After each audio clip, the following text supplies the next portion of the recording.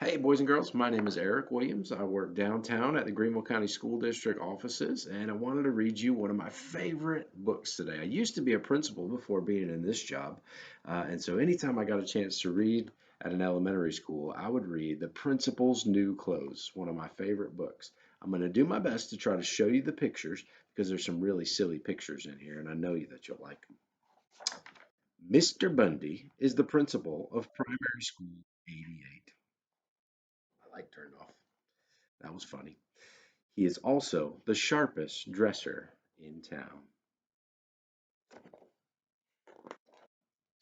His students never miss a day of school because they like to see what he's wearing. Looking good, Mr. B, said the students.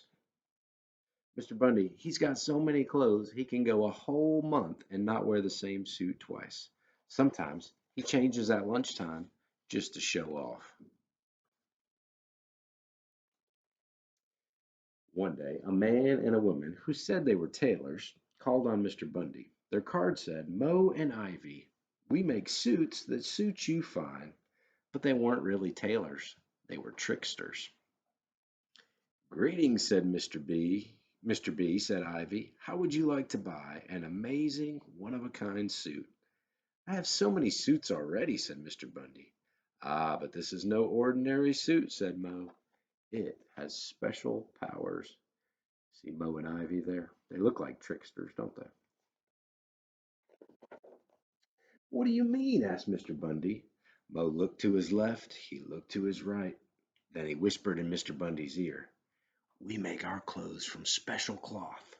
It's invisible to anyone who is no good at his job or just plain dumb. Really? Said Mr. Bundy.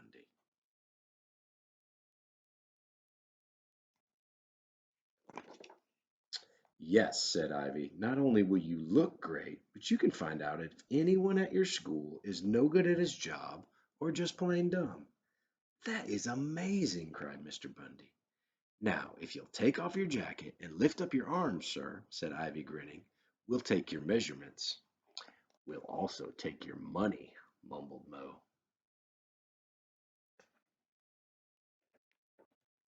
The next day, Moe and Ivy set up a workshop in the gym. It was not long before the whole school heard about the amazing cloth and wanted to see it. Students asked to be excused to get a drink of water. They ran down to the gym to peek in. Teachers said they were going next door to borrow some markers, and they ran down to the gym too. But no one could see a thing. See him looking in the doors? By the end of the week, Mr. Bundy began to wonder what his new clothes looked like. But he was also a little bit worried. What if he couldn't see the cloth? So he sent his assistant principal, Miss Moore, to have a look. Miss Moore was really smart and really good at her job. She would have no trouble seeing the special cloth. Miss Moore hurried down to the gym. She knocked on the door. Mr. Bundy sent me to see his new clothes, she called over the noise of the whirring sewing machines. A moment later, the door opened a crack and Miss Moore slipped inside.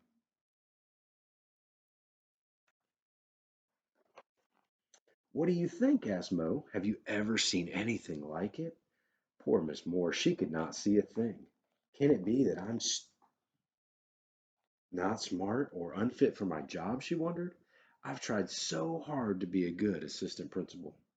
She took off her glasses, wiped them, and looked again, but it was no use. Miss Moore had to think fast.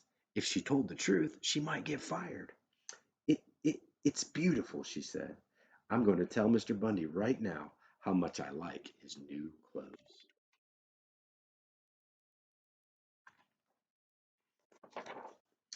Your suit is great, Miss Moore told Mr. Bundy. I've never seen anything like it. And now I've got to run. Goodbye. Got to go make a phone call.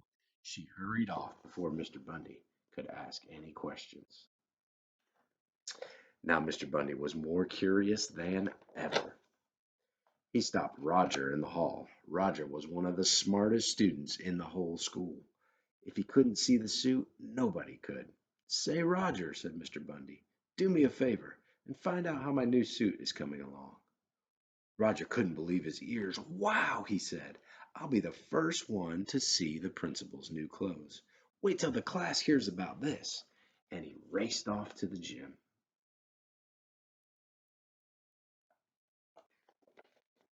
The door was still open, so Roger peeked inside. He could see Mo and he could see Ivy at their sewing machines hard at work, but he couldn't see the cloth. Oh no, Roger thought. If my teacher, Mrs. Feeney, finds out I can't see this cloth, she'll say I'm just plain dumb and she'll fail me for sure.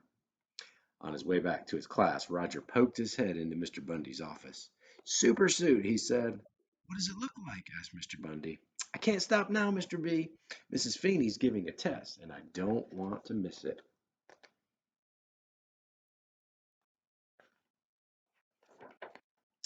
Mr. Bundy couldn't stand it any longer. I've got to go look for myself, he said.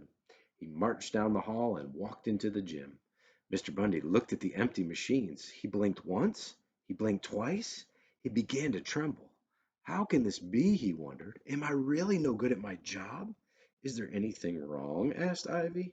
Oh no, said Mr. Bundy. The suit, it's fantastic. I can hardly wait to wear it. Mr. Bundy handed Mo and Ivy 2 gold stars to show them how much he liked his new suit.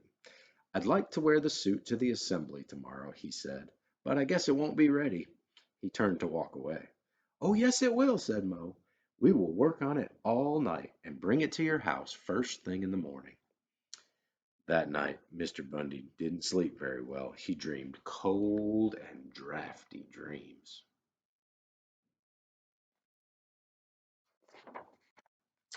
Early the next morning, Mo and Ivy appeared, holding their empty hangers in the air.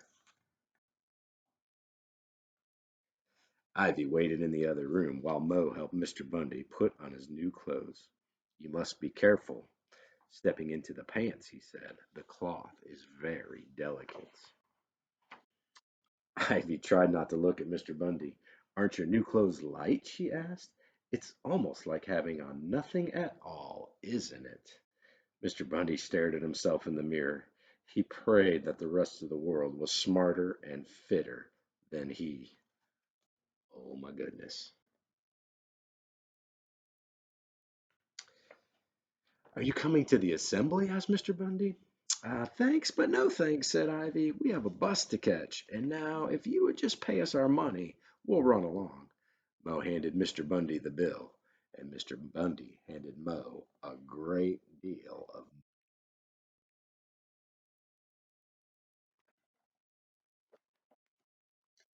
On the way to school, Mr. Bundy's neighbors all raved about the clothes that they did not see.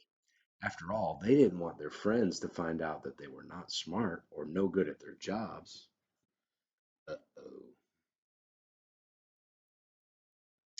Mr. Bundy walked into the auditorium and down the aisle. He could hear whispers all around him. Mr. Bundy thought he must be the only person who was just plain dumb in town.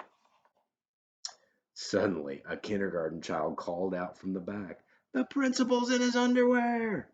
That did it. Everyone burst out laughing. The truth had been told. Mr. Bundy and the teachers and students knew they had been tricked. No one had been willing to tell the truth because they were worried about what others would think of them.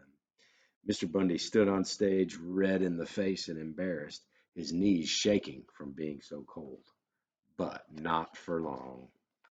See him standing on the stage.